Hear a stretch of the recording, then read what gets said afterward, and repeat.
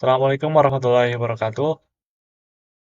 Kami dari kelompok 7 Geografi B ingin mempresentasikan tentang Jawa Barat. Perkenalan, nama saya Halifatul Akbar dan dua anggota kelompok saya yaitu ada Ilham Ramadan dan Fathia Yumna Widayanti. Yang pertama ada dari fisiografi dari Jawa Barat.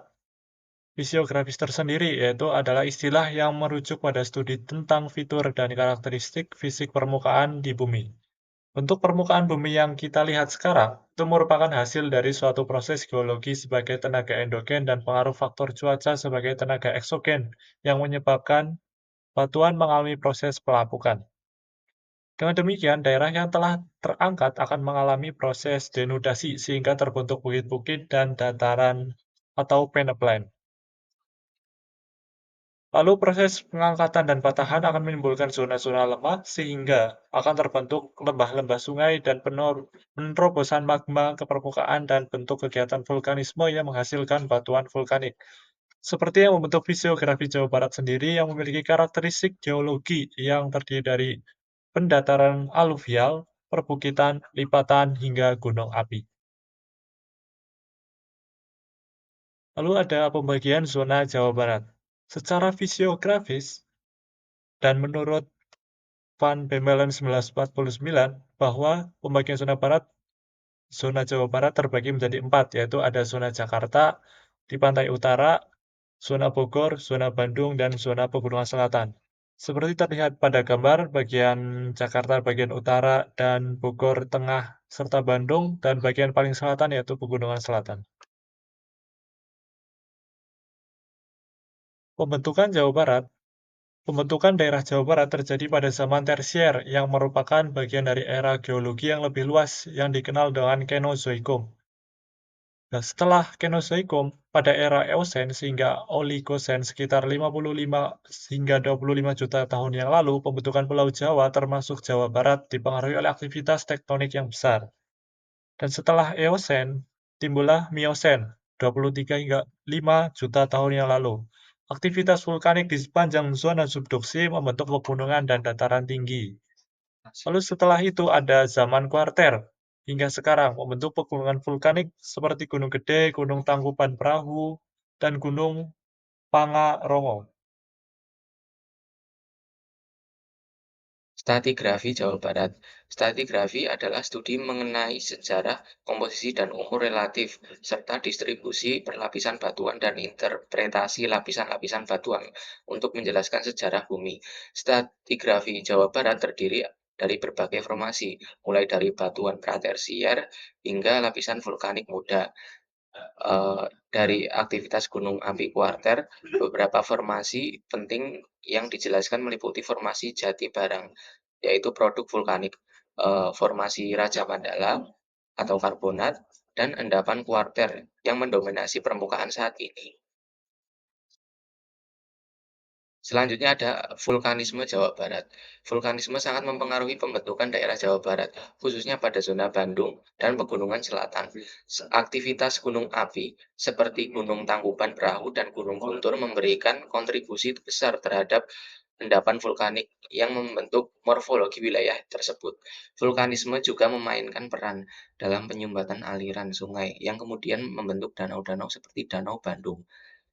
Kemudian ada fasises gunung api dari batuan karbonat yang berumur Miosen banyak dijumpai di daerah Banjar Pangandaran, Jawa Barat, dan ada batuan gunung apinya yang termasuk ke dalam formasi Jampang berumur Miosen bawah, sedangkan fasies karbonat termasuk ke dalam formasi Kali Pucang. Sebaran batu gamping umumnya menempati bagian tepi dan perbukitan vulkanik Jampang, tersebar secara soliter di beberapa lokasi. Selanjutnya, hasil produksi geologi dan geomorfologi. Hasil geologi dan geomorfologi di daerah penelitian tersebut menunjukkan bahwa bentang alam yang terbentuk dipengaruhi oleh karakteristik litologi yang menyusun daerah tersebut. Daerah penelitian sebagian besar disusun oleh batuan vulkanik dengan persebaran berupa reaksi aliran di bagian lembahan dan tuf atau jatuhan di bagian puncak. Litologi berupa batu lempung memiliki resistensi yang lemah sehingga gaya eksogennya mendominasi bentuk lahan daerah tersebut. Daerah penelitian yang disusun oleh Batu Gamping memiliki ciri khas berupa morfologi dengan kontur cenderung membulat dan kemiringan lereng.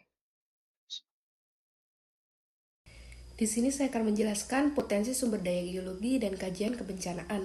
Sebuah endapan emas yang cukup potensial baru-baru ini telah ditemukan dan sekarang sedang dibangun di Gunung Pongkor sebelah tenggara Bogor di jalur penghujungan selatan. Diperkirakan potensinya mencapai lebih dari 150 ton dan diperkirakan cadangan baru akan habis dalam jangka waktu 30 tahun. Sementara itu, indikasi endapan emas lainnya telah ditemukan pula di banyak tempat di daerah Banten Selatan, di perbatasan antara Bogor, Banten, dan Sukabumi. Hampir di seluruh jalur selatan ini ditemukan pula indikasi yang sama seperti di Jampang, Salopa, Cineam, dan lain-lain. Sebagaimana lazimnya daerah mineralisasi, maka asosiasi emas terdapat pula di sini seperti perak, tembaga, timah hitam, dan seng. Selain itu, mineral logam seperti mangan sudah lama diketahui dan ditambangkan di Tasikmalaya Selatan.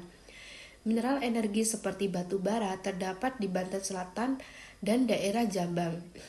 Mineral industri tersebar hampir di seluruh wilayah, seperti batu kapur, kaolin, lempung, batu repus, bahan patung, gypsum, dan lain-lain merupakan pertambangan yang belum dikembangkan. Selain itu, batu hias, batu permata, soiseki, batu tanam, dan lain-lain seperti terdapat di daerah Banten Selatan dan Garut Selatan perlu pula mendapat perhatian.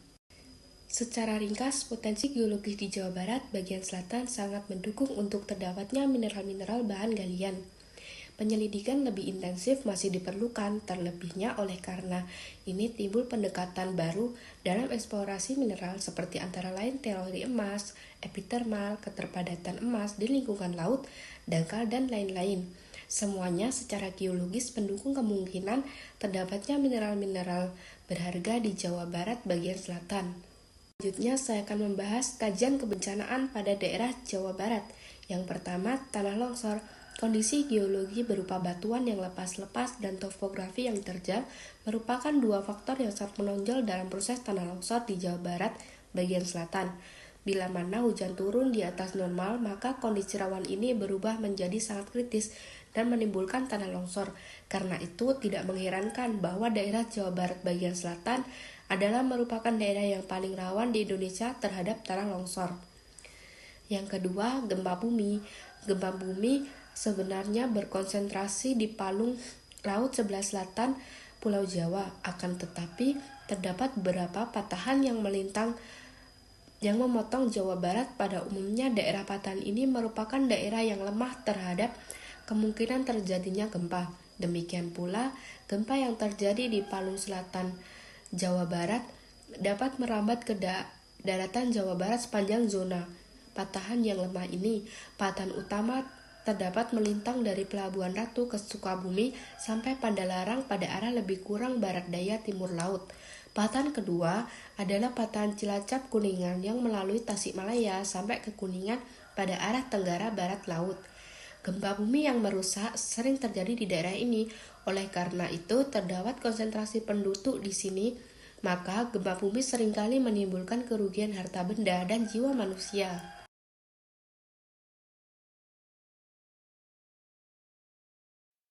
Sekian penyampaian materi dari kelompok kami. Apabila ada kesalahan atau tutur kata yang kurang berkenan, mohon maaf. Wassalamualaikum warahmatullahi wabarakatuh.